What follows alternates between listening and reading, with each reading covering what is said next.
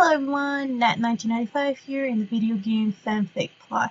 I want to say thank you to all of you for making me reach 100 subscribers. It means a lot to me, and I just want to say thank you again. It brings me great joy that many of you love my videos. Now on to the show.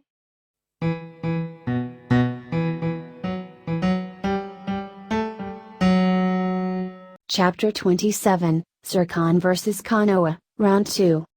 Mining Village. Garnet and Pearl had just defeated the corrupted gem monster as one of the miners approached the pale gem and said, "Thank you for your help as that monster has been causing us some problems for some time." "It wasn't much of a problem as we've handled monsters similar to it," Pearl said as Garnet bubbled the gem and quickly sent it to the temple. "We're just glad that we stopped it before things got worse." "We need to get moving," Garnet said as she looked at the other miners. "While we wish to stay a little longer, we must return to Konoha for an important matter." Without saying another word, Garnet quickly grabbed Pearl's wrist and dashed out of the area with only one thought running through her mind. "Hang in there, Naruto and Steven." Konoha Stadium. The Konoha ninja that were not taken out by Zircon watched in anticipation as the Fusion and Jiraiya were staring each other down. Bloodlusting red mirrored golden orange as the owners of each pair of eyes waited for the next move. Zircon then let out a small chuckle before Jiraiya leapt towards him in a mighty bound, his hand in the form of a fist. "Don't think you can really hurt." Pow! Zircon never finished as Jiraiya's punch had enough power to knock the Fusion backwards as he rolled on the ground a few times until coming to a stop. "Damn it!" Zircon said as he slowly got to his feet, hand massaging his jaw where Jiraiya had hit him. "How the hell did you do that? None of these pushovers could barely make me flinch." "That's because I'm using a completely different power than what was thrown at you," the Totsunin answered as he stared down the Fusion. "It's called Senjutsu, a special power unique only to summons that requires the use of nature chakra. With it, I am strong enough to not only hurt you, but toss you around like a ragdoll without breaking a sweat. Play double action jaw form." "We'll see about that," Zircon roared out as he dashed towards Jiraiya with a fist cocked back for a haymaker. The Fusion missed as the Sennin jumped back to avoid the attack, only to see Zircon's guitar axe flying towards him. "Crap!" Jiraiya grunted out as he ducked to avoid the weapon before receiving a kick from Zircon that knocked him back a few meters. The Sennin shook his head a bit before quickly catching a fist from Zircon. The Fusion then sent out another fist that Jiraiya had caught as the two then went into a struggling battle to overpower the other. "Damn!" Jiraiya thought as he tried to hold his ground against Zircon. "Even with Sage Mode, this guy's still pretty powerful. However, I've never seen him use any of Naruto's jutsus or any of the gem powers save for that bubble."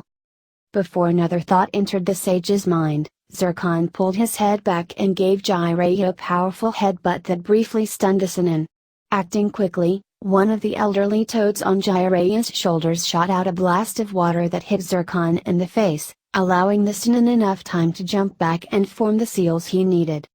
"Fire style, fireball jutsu!"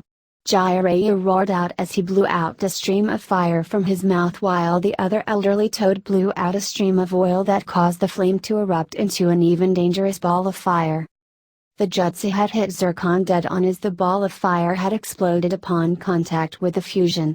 The Konoha ninja watched in anticipation as the flames danced around until they were forced to the side by Zircon, whose arms show evidence of slight burns and soots on his hair and face. "Haven't felt that much heat since I tried bobbing for apples in a pool of boiling water," Zircon said as his burn wounds were slowly healing themselves. "Better hope you can bring more of that." The Fusion then rushed towards Jiraiya and threw out a powerful haymaker that the sage had then managed to dodge. Jiraiya quickly used the opening to punch his opponent in the chest with enough force to push the Fusion back before going in for a powerful kick at Zircon's midsection. The Fusion had caught the attack, but didn't see the other kick flying towards the side of his head as it connected and sent him a few yards away. Not taking the chance to allow the Fusion to recover and counter, Jiraiya launched another powerful fire jutsu that once again connected into a fiery explosion. The flames danced around as Jiraiya stood away while in an anticipating stance since Zircon was no normal opponent. Zircon could even give both Ichi and Kisame a run for their money with the kind of power he has, the Toad Sage thought as he stared into the flames with anticipation. He has nothing but raw, uncontrollable power and just acts wildly. Jiraiya was snapped out of his thoughts as he had his hair quickly surround him and form into sharp spikes as Zircon had burst through the flames with an attempt to tackle the sage. Each of the spikes dug itself into the fusion's flesh before Zircon had to jump away and look at the sage after pushing the sage a few feet away. "Hiding yourself behind a pincushion?" the fusion said with a deadpan look, "Real cowardly of a great sage such as yourself."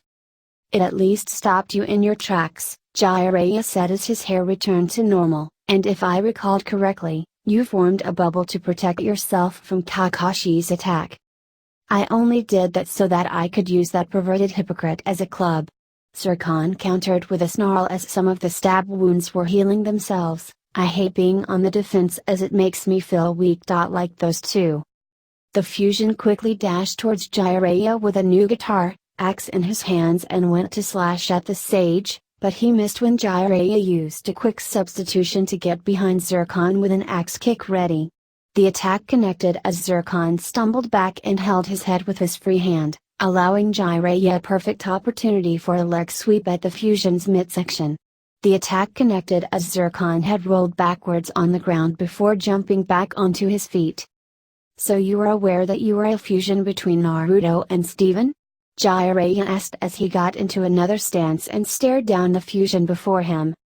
"Of course," Zircon said as he hefted the guitar axe over his shoulder like a lumberjack, "but I'm not like those two weaklings." Zircon then lifted his weapon of his shoulder and let it drag on the ground as he circled towards the sage and continued, "Steven has taken in so much crap from not only from those around him, but the other crystal gems as well, because he was just some stupid kid who's not ready for what ahead of him, while with Naruto. I'd be willing to level this place and then some for all the needless crap this damned village has put him through, getting ignored and beaten, no form of respect from his own narcissistic teammates. Not even a simple form of acknowledgement toward him instead of either the demon brat or the son of the yondaime. The both of them had to suppress all of their darkest thoughts so that no one could see that behind their happy masks are individuals who have suffered and be willing to let loose what they really think about others. The fusion then pointed a thumb at himself as he then said, "That's where I come from. I was born from the combined darkness in their hearts, so in a way, I'm just acting out for them since I have the power to do whatever the hell I want to do since no one could ever stop me as I'm far too powerful for them. You might say that Kurama is corrupting me, but this is actually all of them. I'm all of their aggression let loose and I say it's high time I get what's rightfully mine. Vengeance." At that moment, Zircon used a mighty leap to get close enough to Jiraiya with a powerful haymaker to the face. The sage had blocked the attack, but cringed as the force was enough to crack a few bones in his wrists and hand. Zircon then quickly twisted around and kicked Jiraiya in the side, launching him a few meters away before Jiraiya quickly moved to land on the wall safely before jumping down on the ground. "Damn!" Jiraiya said as he got to his feet and held himself where the fusion had kicked him. "His attacks are strong enough to crack a few of my bones while I'm in sage mode and his wounds start healing themselves the moment they appear." The sage then began to slowly feel the full pain of his injuries as the sensation alerted him that he had ran out of nature chakra. Jiraiya looked to see that Zircon's attack had managed to knock both Ma and Pa Toad off of his shoulders as said toads were trying to deal with the cobwebs in their skulls. "Guess sage mode isn't all that great," Zircon then said with a smirk as the serrated blade of his guitar axe shone ominously, "Just a little bad luck on your side that you won't be able to stop me." The fusion gave the guitar axe a mighty heave towards Jiraiya's neck and everyone closed their eyes to avoid seeing the great toad sage get killed. Boom. Everyone waited a brief moment before opening their eyes to see that the weapon had only trapped Jiraiya against the wall with the shaft of the guitar axe holding itself against his neck. "Damn!" Zircon growled out as his hand was shaking, "Guess those two managed to hold me back and made me missed." With a quick and painful bite on his shaking hand, the fusion then shook his injured hand and summoned another guitar, axe as he said, "Next time they won't interfere." "Hold it right there," said Lee as he drew the fusion's attention away from Jiraiya, "I am not finished with you." "Ready for round 2 then?" Zircon asked as he turned to face Lee, "Hope you're ready to die this time." That was when Lee brought out a small orb and took the foil off of it as he said, "Gai-sensei told me to only use this in emergencies, and considering how hard you have fought, even going toe-to-toe with a sage such as Jiraiya, I have no choice but to use this." The taijutsu expert tossed the orb into his mouth and swallowed before a shiver ran down his spine. Zircon watched curiously as Lee's cheeks became blushed and his eyes began to droop while the ninja's body began to sway and move around in an odd fashion. "What the hell did he just eat?" Zircon asked as he took a few steps towards Lee. "I don't ever recall Naruto seeing Lee like this." "Hold it. Right there," Lee ordered behind slurred words. "You apostrophe re. You're the one who hurt Tammy-chan. I apostrophe m. I'm gonna kick your ass." The taijutsu expert charged towards Zircon and the fusion prepared himself to counter whatever attack the ninja had planned. But Lee suddenly tripped on his own 2 feet. The fusion uttered confusingly as he got closer to the fallen ninja and went to tap Lee with his boot. It was a bad move as the taijutsu expert suddenly bolted upwards and managed to trip Zircon by kicking the fusion behind the knee. The moment Zircon hit the ground, Lee then jumped into the air in an attempt to stomp on the downed fusion before his attack missed when Zircon quickly rolled to avoid the attack and got to his feet. "That was a cheap shot," Zircon said as he tightened his grip on his guitar axe. "Let's see you try and dodge this."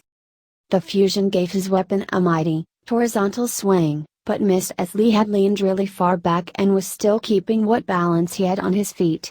With a growl, Zircon then went for an overhead swing in an attempt to bisect the ninja. But he missed again when Lee twisted his body around and dodged the attack.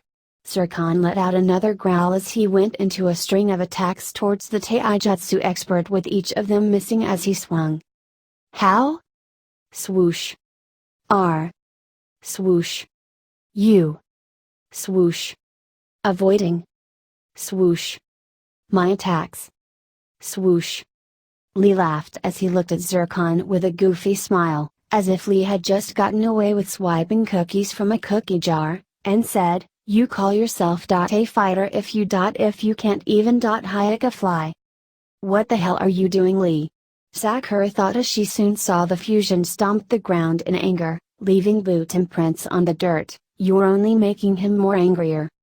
Zircon had just slammed his guitar axe into the ground when he then saw the wrapper from whatever Lee had eaten and picked it up. Taking a small whiff of the wrapper, Zircon growled as he said, "That was a ball of alcoholic chocolate. I've been fighting a freaking drunk?" Lee said as he swayed around as he tried to focus his attention on the fusion. "I ain't drunk. The 6 of you just suck at fighting." In song. That was the final straw as silence echoed in the arena. "What did you say about me?"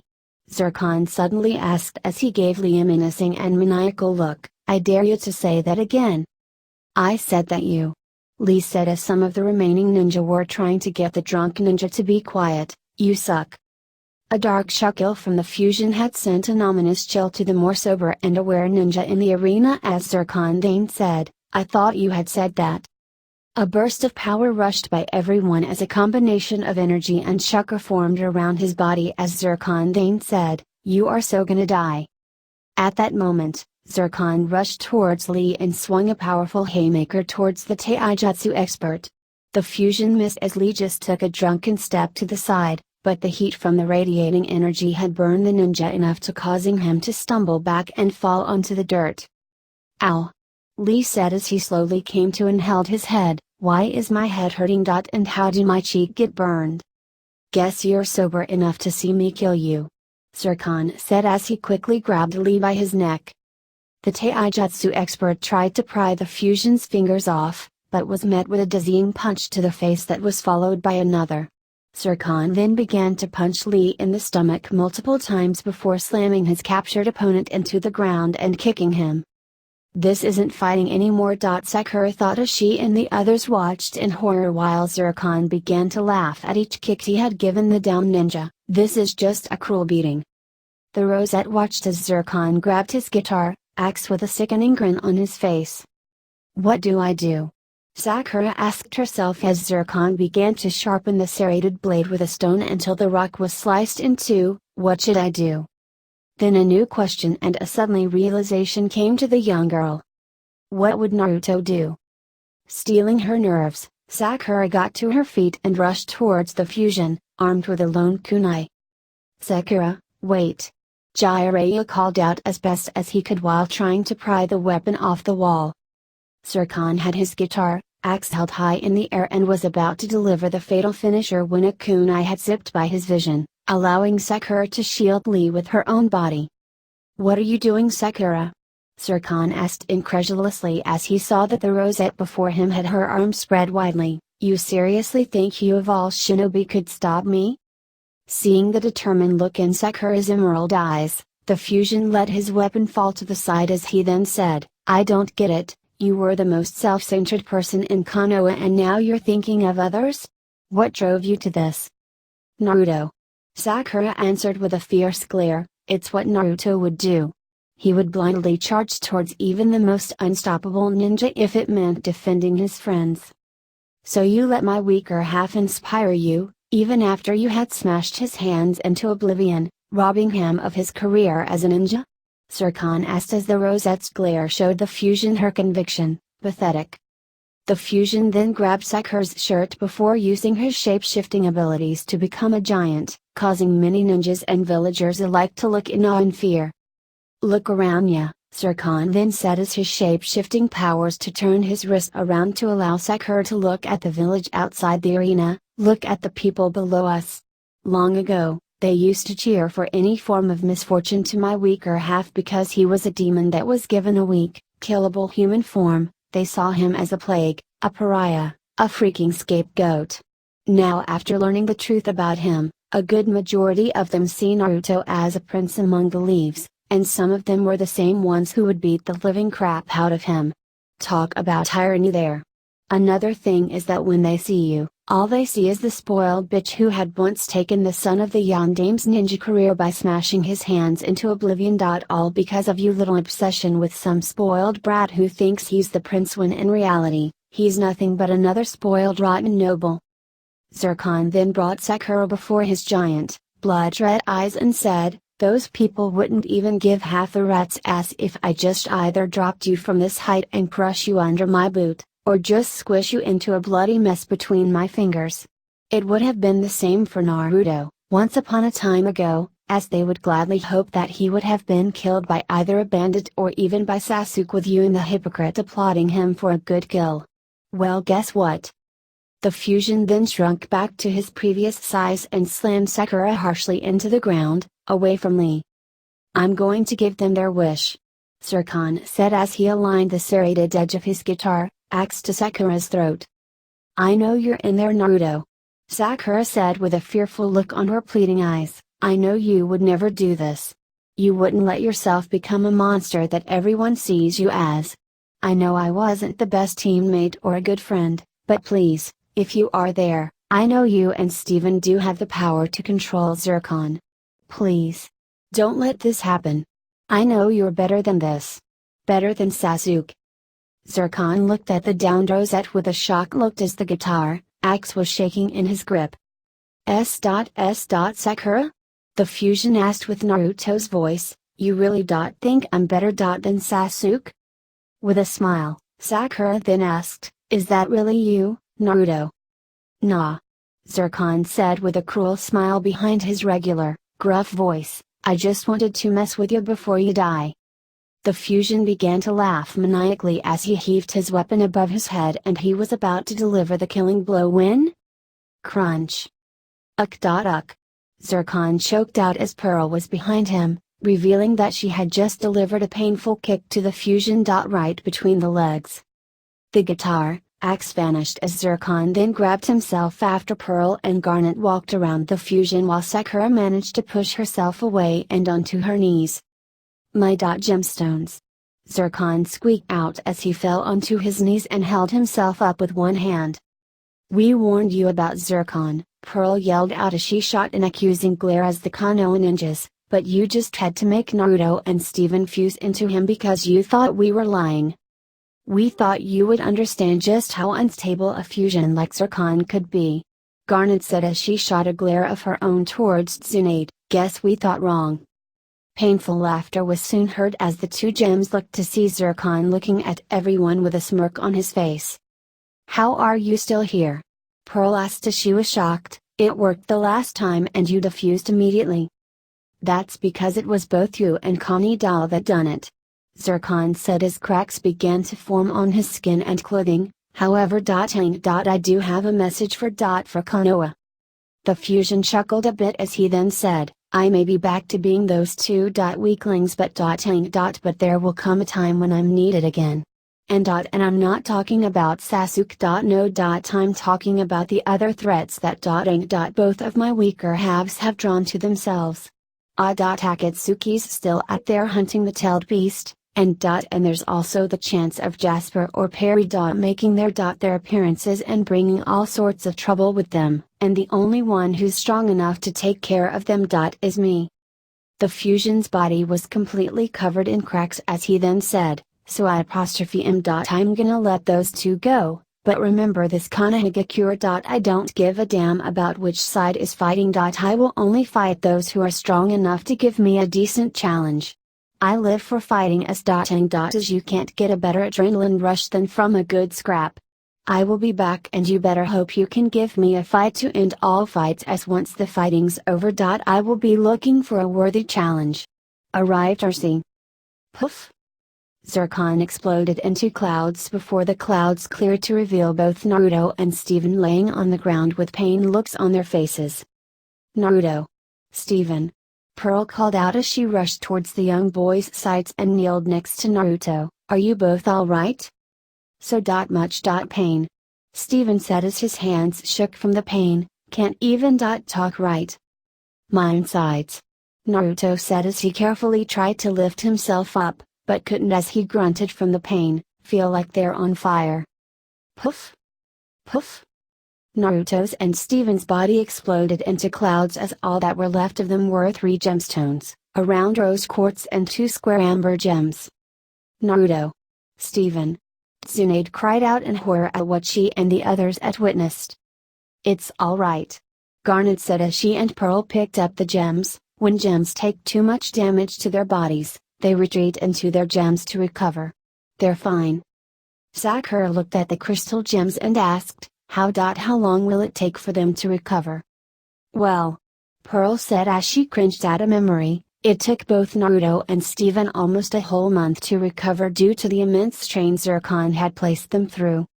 A month? Tsunade roared out in shock as she walked towards the gems with Asuma and Kakashi helping Jiraiya walk, we don't have a month with the Akatsuki out on the loose. Well, we can't rush their recovery. Pearl countered as she held the 2 amber gems close to her body, if we do that, then deformities can occur with their bodies. Well, is there any way we can aid in their healing process? Tsunade asked before she saw the angered looks on Pearl's and Garnet's faces and backed away a bit. We're going back to the mansion and unless we allow it, Garnet said as she gave everyone a look, no one will be allowed to visit. Pearl looked around for a moment before she asked, where's Amethyst? A small groan drew everyone's attention to Lee as the taijutsu expert was struggling to sit up. Hold on Lee, Tenen said as she kneeled next to her teammate, you're badly hurt and you need to lay down so that Tsunade-sama can tread your wounds. Lee ignored his teammate as he reached into his pocket and pulled out Amethyst's gemstone before he said, I have fulfilled my my promise to Amethyst. Now I only wish for her forgiveness. The taijutsu expert passed out from his injuries as the gemstone fell from his hand and onto the ground. Pearl was about to go grab Amethyst's stone when Garnet walked over to the injured ninja and placed the stone in Lee's hand before she said, Let him hold on to it for the moment.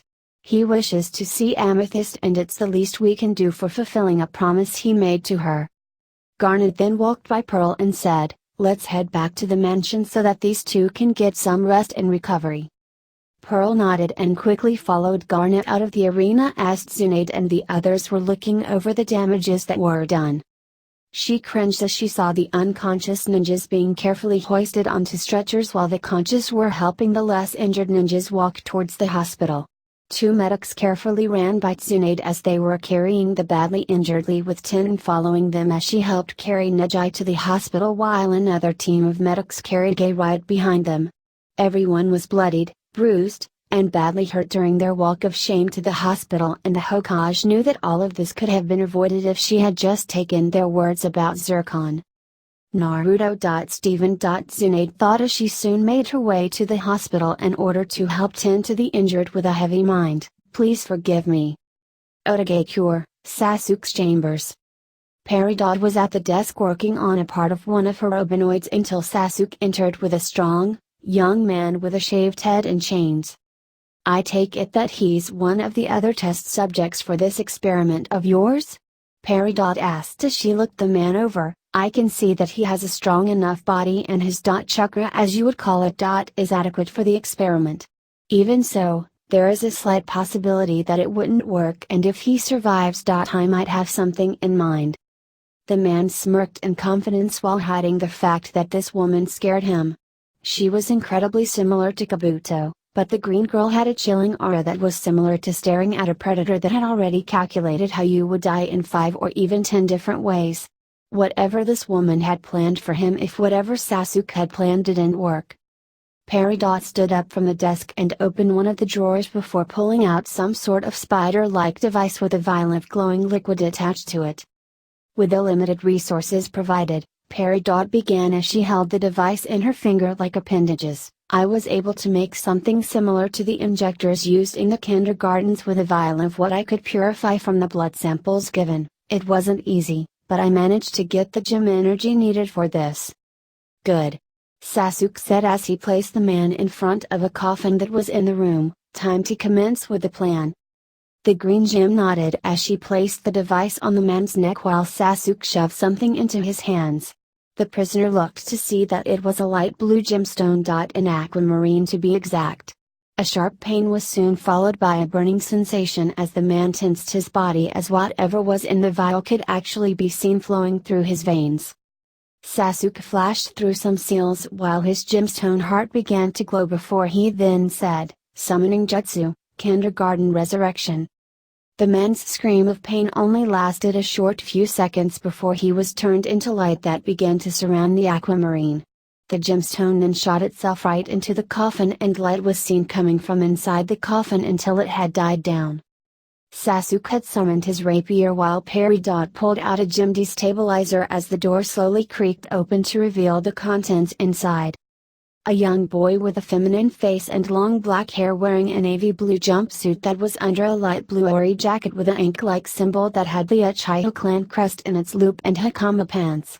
The aquamarine gemstone could be seen through a small cutout just under his breasts, and when the young man opened his eyes to reveal shining blue eyes. "Where?" the young boy asked as he slightly stumbled out of the coffin. "Am I? This isn't Nami." After setting the gem destabilizer on the table, Peridot then pulled out a clipboard and said target subject, Haku, was successfully brought back and infused with the gem energies of both rose quartz and amber. His chosen gemstone is an aquamarine and all that is left is to study if there are any side effects of the process or possibility of corruption. "What's going on here?" Haku asked until something was stabbed into his heart as the now revived hunter ninja saw Sasuke stab a kunai into him. "You are now under my orders," Sasuke said as the rapier vanished, "and your first order is to follow Peridot and perform any of the tests she requires you to do." Haku felt something take control of him as he kneeled down towards the former Uchiha and said, "As you wish. Kiyokatsuki-sama." Hey guys, what's going on? Thank you so much for watching today's episode. If you guys want to watch more like it, please subscribe to my channel and become part of the video game fanfiction plot. And please leave a comment down below and hit that like button. If you guys have any suggestions on any stories you guys want me to read, don't hesitate. They're always welcome here in the video game fanfic plot. That also goes for video games. Until next time, goodbye!